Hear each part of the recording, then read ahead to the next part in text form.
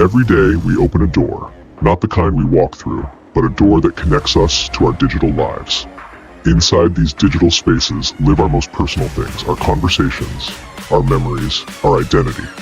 But there's a vulnerability in these connections, a weak spot.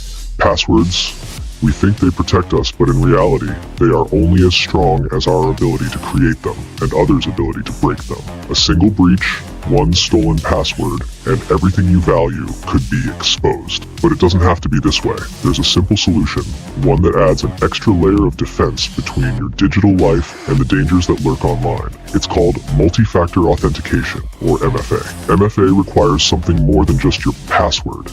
It's a second step, like a code sent to your phone, a fingerprint, or a push notification from an app, something unique, something only you can provide. Think of it as a second lock on the door to your digital world. Even if someone manages to get past the first, the second will stop them in their tracks. Setting up MFA takes just a few moments. You log in, go to your security settings, and turn it on. From that moment, every time you sign in, you'll be asked for that second form of identification. It's fast, easy, and gives you something that's hard to put a price on: peace of mind. In a world where our data is constantly under attack, we must take control of our security.